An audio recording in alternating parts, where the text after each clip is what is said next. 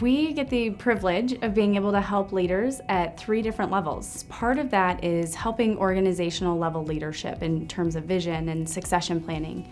We also get to help people lead teams really effectively and figure out what does it mean to be a peak team. And then as an individual, how do you help yourself learn your own personal leadership development skills to be able to lead others more effectively?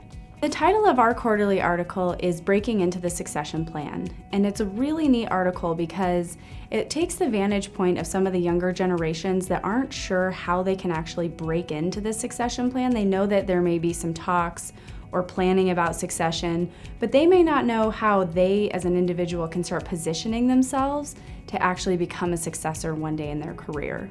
So the focus of the article is to say, hey, you may not be there yet, but here's some steps you can take to actually get to that place eventually in your career.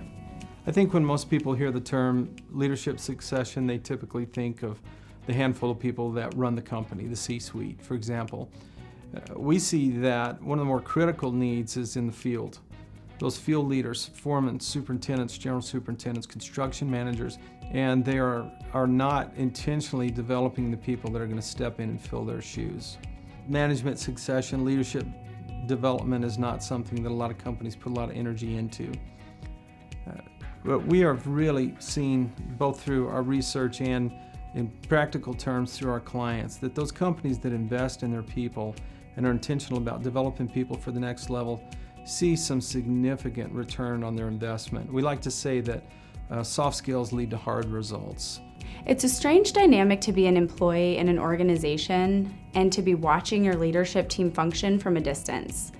And we really believe that having a strong set of soft skills in terms of how you interact with people, how you communicate with people, how you can connect with people can start to develop some of your really important leadership skills, and those will in turn deliver hard results in our industry. We think there are 2 possible audiences for this article. One would be for those senior leaders that read it and think about who needs to be developed. The other might be for that person that's on the front end of their career and is asking the question, how do I break into the succession plan?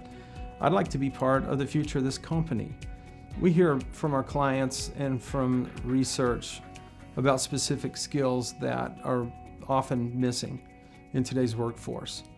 And I think for a person that's on the front end of their career that wants to go places, if he or she was aware of that and could really be intentional in their own development to gain those skills, it would really set them apart from the pack.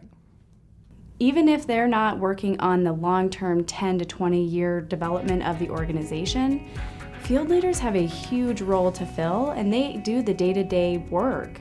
So if they can start developing skills on how to deliver that even more effectively, that would be a win for this article.